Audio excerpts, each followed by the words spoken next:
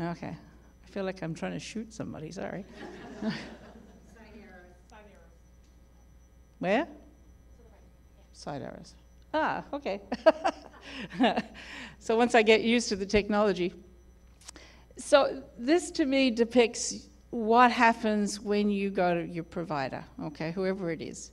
But particularly since this is what should happen when you go to your provider, okay? Let me backtrack that. So this is what you're developing, okay? What I think is the most important thing is to find somebody who is knowledgeable, and you then develop a caring relationship. And I think that some people have, right? Show of hands, just tell me, who feels really comfortable when they go to their provider? So there's about 50%. So I think that's encouraging, but we need to work on the other 50%, okay? I know that there's been a divide, and I think that this is one of the things that we're trying to span is that gap. So I would like to see people develop more of a relationship with their providers, and this is kind of what we're going to be talking through. I don't know whether any of you, I can see some faces that are as old as mine, so I feel comfortable saying this, but you remember this show, This Is Your Life? Okay? So I couldn't get the thing to show, I tried to get the video, but I couldn't get it to come up on this particular PowerPoint, so. But remember that, okay? When you go to your provider, any provider, be it your primary provider, your specialty provider, it is you that they are caring for, okay? It's your life. You get out of that appointment what it is that you want. So you're in charge of your life, and nobody else can do that for you. So as you go, I know that there's always been this power differential, and I think it's time that went bye-bye, because what you're developing is a partnership. And you're using your providers to give you the information that you need that's out there. And we'll talk about that in a minute. What's out there? And that's what you're learning, is what's out there that I can use to care for myself, okay? The most important thing I want you to remember is focus, okay? And we'll talk about what focus is. But you want to be able to get the best out of the time with your provider, your time and the provider's time. You want to be respectful of the provider's time as well, which is truly, truly important, because you want them to pay attention to what's most important to you. So when you go to your primary provider, there are a lot of, and this is kind of in defense, I guess, of your primary provider to some degree, but they may have to see upwards of 30 to 50 patients a day to be able to pay their bills, okay? When they submit to insurance their claims on insurance for your visit, they may be reimbursed 29 cents in every dollar they ask for. And so to pay all the expenses plus all of that jolly work that nurses like poor Daphne get to do, all the pre-authorization stuff, it's expensive. And so you may only have 15 minutes with your provider. Usually in specialty settings, you're lucky you can get 20 minutes to a half an hour. So when you think about what you want to change in your life, that's not very long. So focus is truly, truly important. Be prepared. And there's a lot of ways you can prepare. I heard in the last session about the Acro tracker. How many people use the Acro checker? Not very many.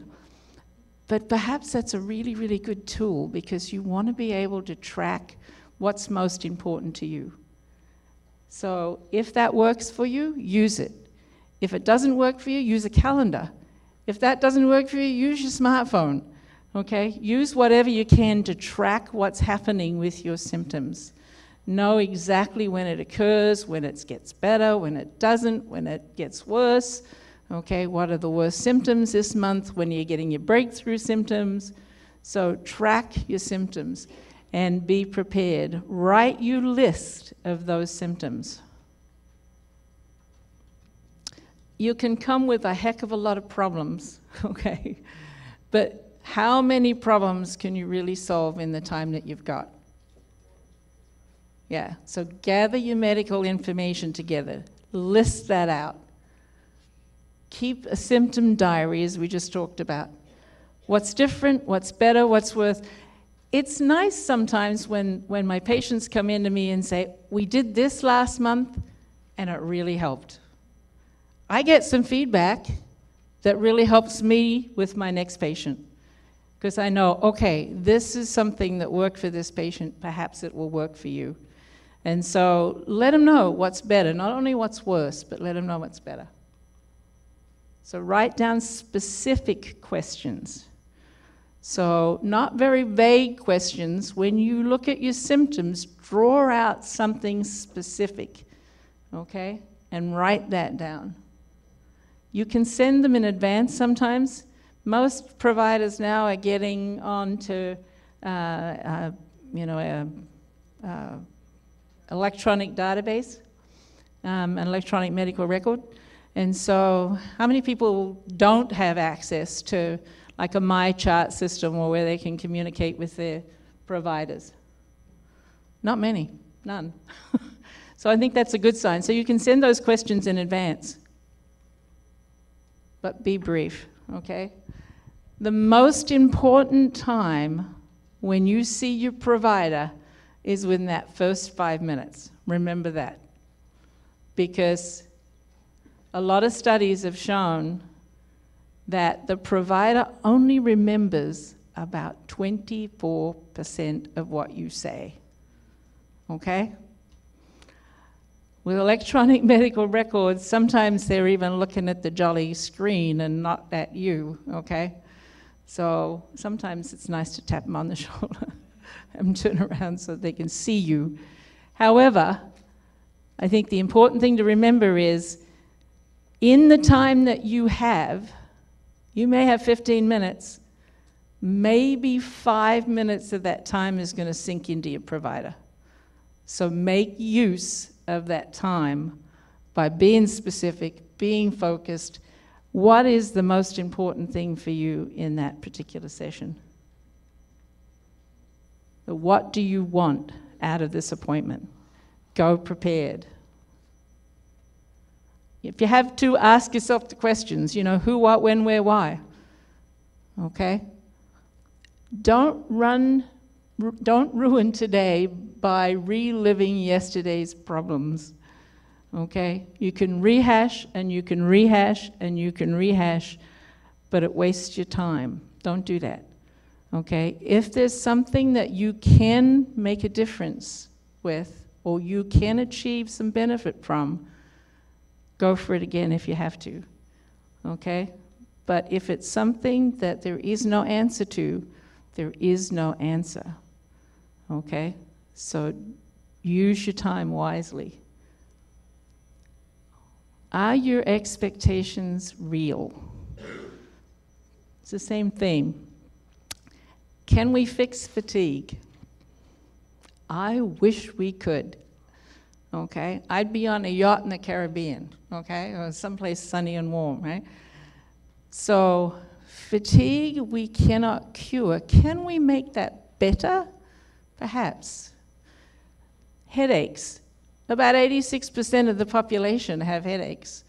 It's like the common cold. We've never figured out how to cure them. Can we make them better? Yes. We can make them less frequent. We can make them less severe. Can we make them go away? No. And so be realistic. Look and see what we can truly achieve. And is it realistic to say to your provider, I want you to take this away? Okay? Although we would love to, we can't. Take someone with you, particularly if it's an early appointment, or if you're advising somebody that's getting a new diagnosis. Have them take a scribe. Have them write down what you want to achieve, help you to think through that, okay? Because when you're first diagnosed and you're first on treatment, things are really confusing. You got a lot coming at you at once, you're not feeling good, you've been diagnosed with something that you have no knowledge of, and people tell you horror stories, and you look on the internet and Dr. Google tells you really scary stuff. So look and see, you know, with this person, what it is that you want, get them to write it down, come with you, and it's 4 ears, okay? Not only that, they can help you, sorry about my spelling, they can help you answer questions, they can help you to record the interview so that you know you have a plan when you leave that's written down and you can go back to, and you can refer to it and you can talk through it. Talk the doctor's language, or the provider, whoever it happens to be. When you present a problem, providers write it down in this format. It's called old cart. Onset, location, duration, characteristics, associated features, relieving features, and treatments, okay? What you have done for it that hasn't worked, okay? So use the kind of language that they use so that you can help them to write that down quickly and to record it in Epic, and they can pay more attention to what your problem is. Here comes Dr. Google. Dr. Google's good. However, we all know Dr. Google lies. Dr. Google doesn't necessarily have the best information sometimes, but it's a very, very useful resource as long as you know how to use it. So Google it. If you've got questions about it, take it in preference to saying to the doctor, okay, this is what I found, this is what you should be doing, okay? This is what I found on Dr. Google. Because they're going to turn that physician right off, sorry. Okay? So when you go with Dr. Google, this is a statement that I recommend. I Google my symptoms, what do you think? You're the expert, give me some feedback.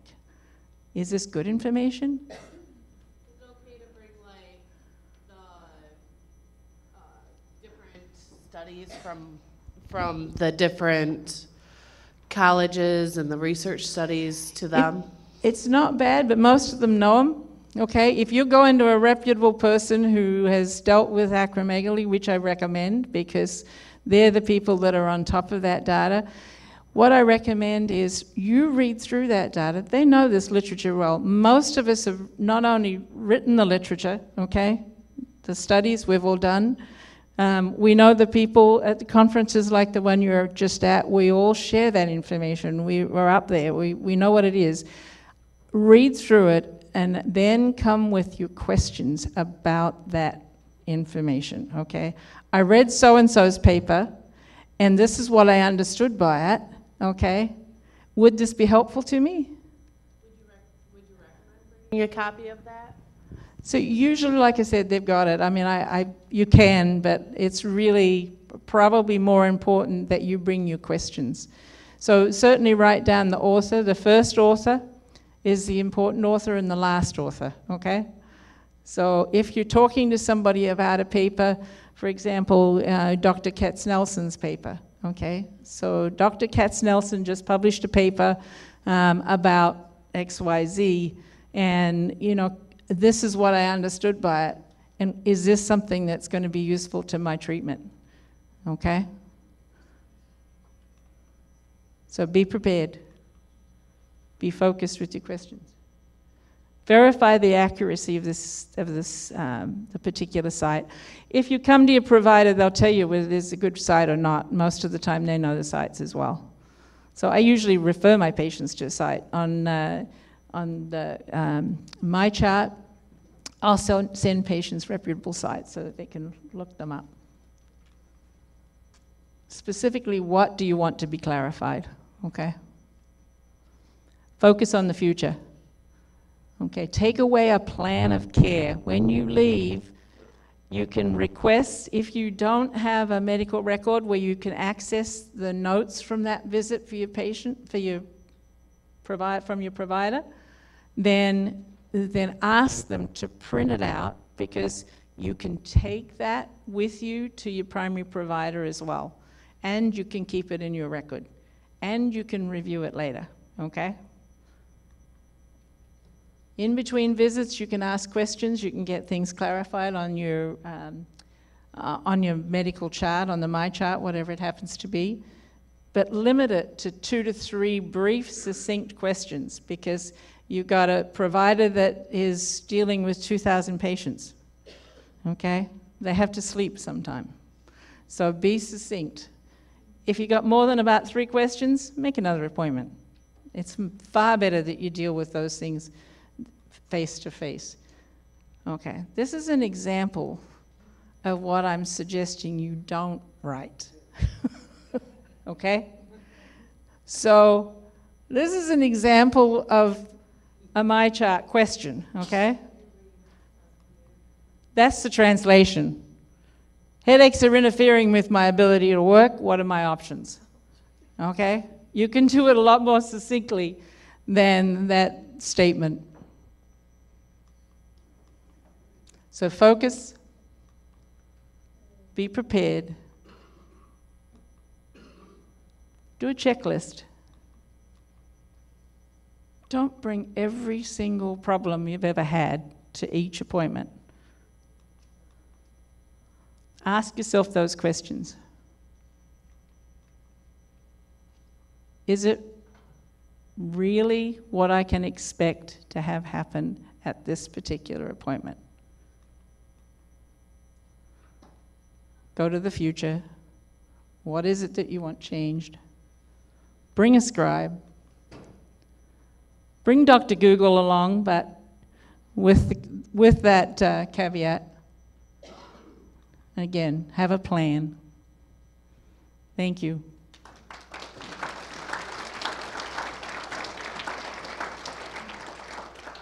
Any questions? What do you do when you're at the doctor's office and they tell you a new diagnosis or a new problem? You're getting your answers from like blood work or whatever, and they're telling you all the stuff you don't even understand. Right. And you want to ask them questions, but how do you ask questions about something you don't even understand yet? Yeah, I would recommend under those circumstances, you get a list of what the issues are, okay? Because you're going to need to compute this, particularly if you're by yourself. Take them home, go back, read, ask your referral resources, because you've got a lot of resources here. What do you know about this? Where are the sites? Or ask the provider, okay, what sites should I go to look this up so I can understand a lot more about it, okay? Ask your nurse. Ask somebody that is in that practice, you know, can I talk to an educator?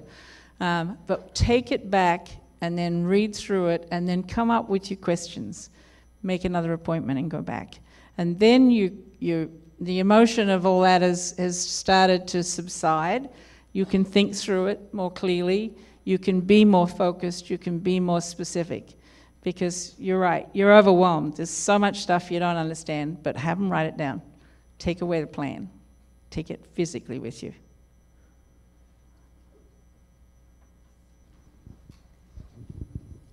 For those of us that live out, away from a center, we've got a primary care physician that we're feeling pretty comfortable with. However, he needs resources. Right.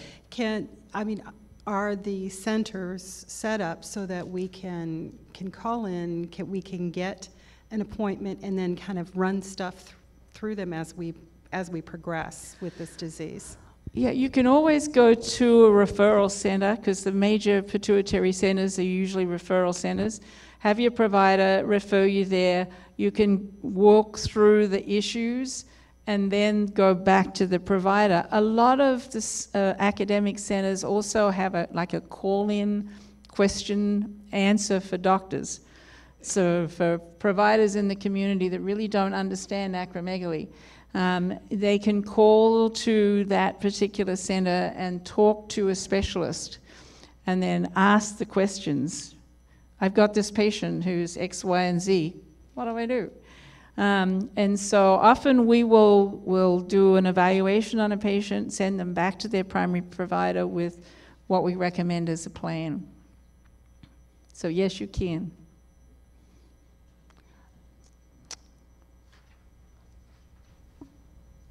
Any more questions? She mentioned about testing. Sometimes if you get blood work done, like with Quest Diagnostics or Chain places, you can access your test results before you go to the doctor. So maybe if you have questions, you could go online and see the results. Yeah, you know, I think that's a great opportunity, but again, you want to be able to interpret the results. One result to me doesn't tell me the whole picture. So when my patients come in and I get a result, even if it's from the same lab, I'll trend that result over time, and I'll look at their whole picture, because the IGF-1 may change from lab to lab. It may change from day to day. It changes from second to second. But the important thing is this going up? Is this going down? And what's happening with the other labs, like your thyroid, for example, because they can change too. For guys, the testosterone may change the IGF-1. So we look at the whole picture so that it's nice to see that number, and I recommend that you all keep your labs yourself, and you can look at that trend over time. Set up a spreadsheet. If you haven't already, set up a spreadsheet. Just put it in a spreadsheet. And then you can look and see over time what's happening to your thyroid, what's happening to your IGF-1, what's happening to your growth hormone, what's happening to your testosterone, okay? What time of day did I have this drawn? And, you know, it makes more sense to you if you can look at what's happening over that length of time. JD? Yeah, I have a quick question. We've been writing quite a bit about telemedicine. Yeah. For its ability to get to remote areas. Yep. So that the patient doesn't have to travel. Do you have any experience with that?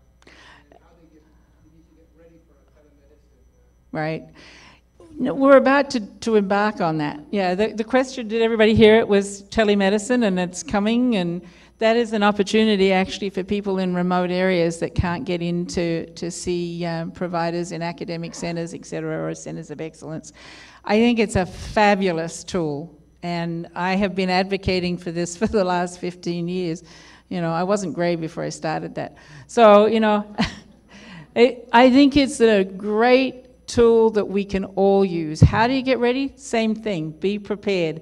You're probably going to have 10 minutes, 15 minutes if you're lucky, okay, on telemedicine. And so it's really, really important. You know, if you have something changing in your skin, for example, take a picture. You know, then you can show the picture on the, so, you know, be very vivid and graphic with it, be very prepared, because you're going to have to get that 5 minutes of excellence in that first 5 minutes. What's the key point here? What do you really want to do? Okay, what information do you need? So, thank you. Regarding telemedicine, I know Epic does have, I'm a physician, has e-visits, all right, Yeah. in their charts. See if your doctor does participate, or if the centers do. But they haven't quite added in the video part yet. Yeah, they're working on the video.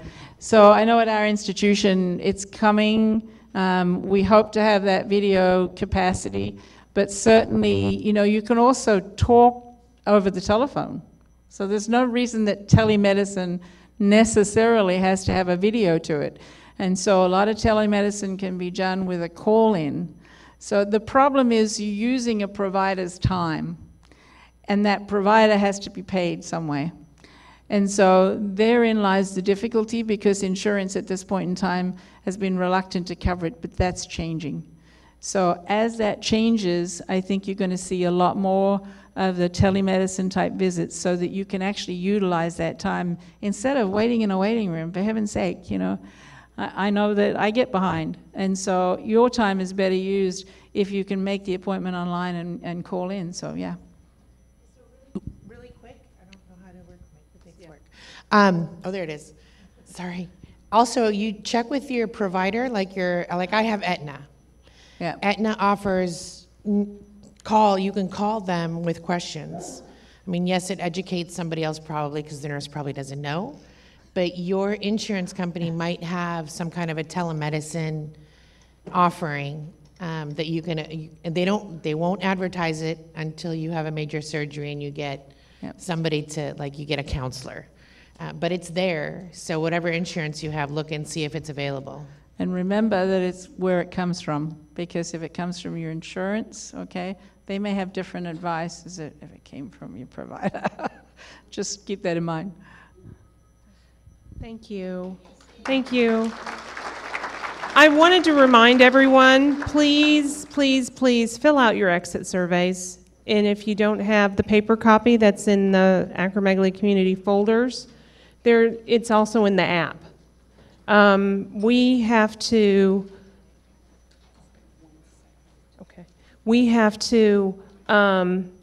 show that there's a value to this conference. And that's the way that it can be measured. And once again, I wanted to thank Miss Tessa for everything that she did to help. I couldn't have done this without her. She was my lifesaver. And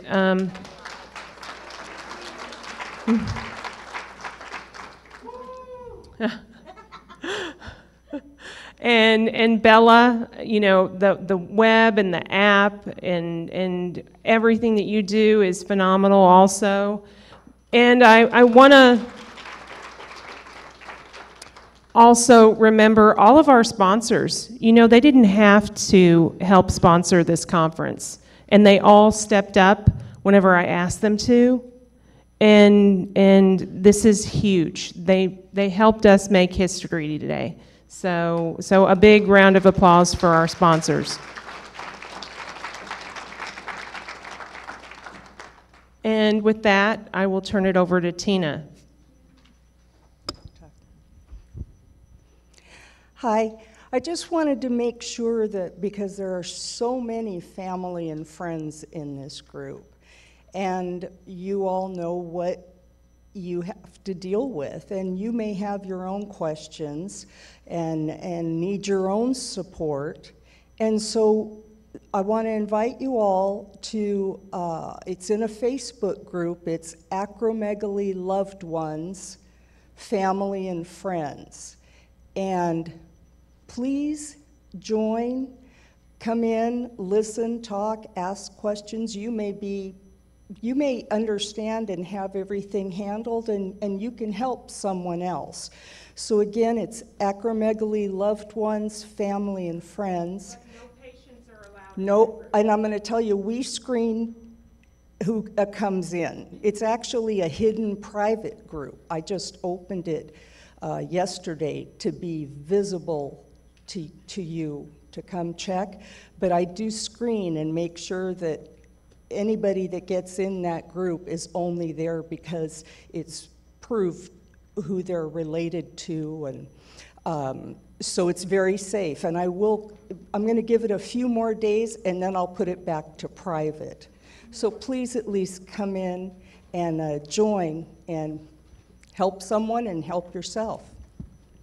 Well, someone else also asked me regarding our closed Facebook groups. They asked me to address this. They said, can other people see our Facebook group whenever we post something?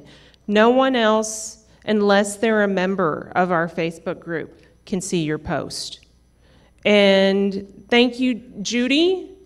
Judy helps me, works around the clock. I'm sorry, Judy, that I have left you out. I am so sorry.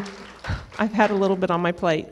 But she works tirelessly with me, and if she didn't help me the way that she did with this Facebook group, I couldn't do everything that I do. But you literally have to be a member of the Facebook group to see any of our posts. So if you post something in the group, none of your other Facebook friends will see it. So know that we work really, really hard to provide a safe place to discuss the issues. And anyway, so. I just Okay. had a couple questions. Private, the friends and families group, but as a patient, I think it would be really important for us to know what those main concerns were. So maybe kind of keeping it private, but maybe could you tell us like what some of the biggest hardships are for our family and friends? That's not going to happen.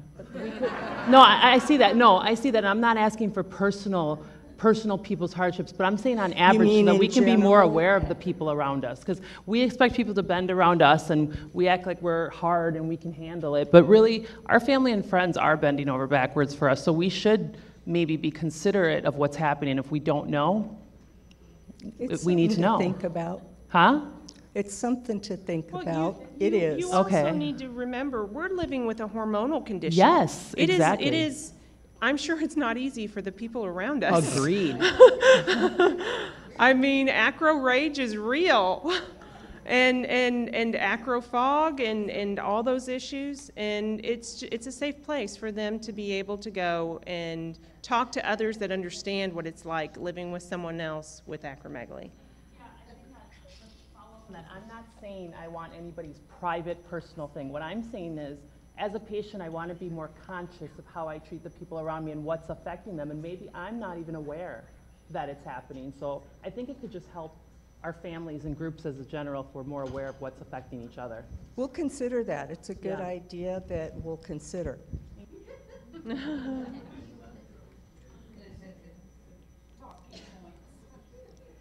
Whoever he can get to with the microphone. Couldn't you just give some of that information to Bella to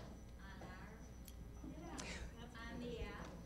Oh, that is a good idea. We can put a link on our app. If something that comes up a lot, or some feeling, couldn't Bella put it on the app without? We'll definitely consider that. I'm serious. We'll consider it. I just don't want to make an answer of yes or no.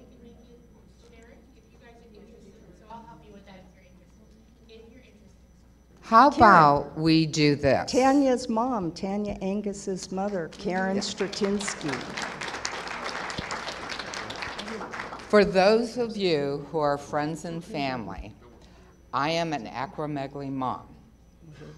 And I can tell you that it was very, very nice when I had somebody that I could relate to. I say, I know my daughter doesn't understand. She's in this situation, and I really don't want to hurt her feelings. But if there's a way that we can balance out and let you know that there are concerns without identifying anybody, we will work on this. All right? We will come up with a solution to help everyone. All right? And right now, give yourselves a pat on the back, and please stand with me and thank Jill. Oh my gosh, I've been thankful. So thank you.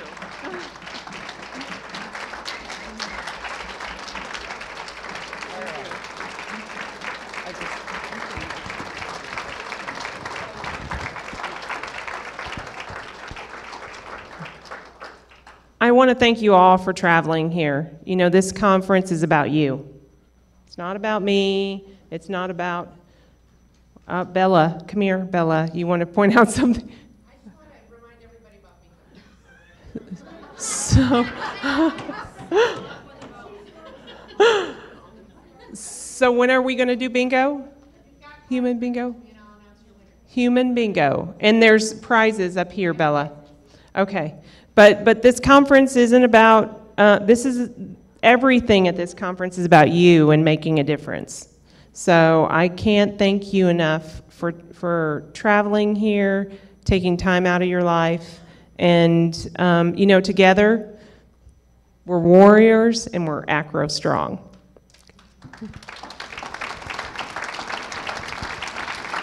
Thank you. And safe travels.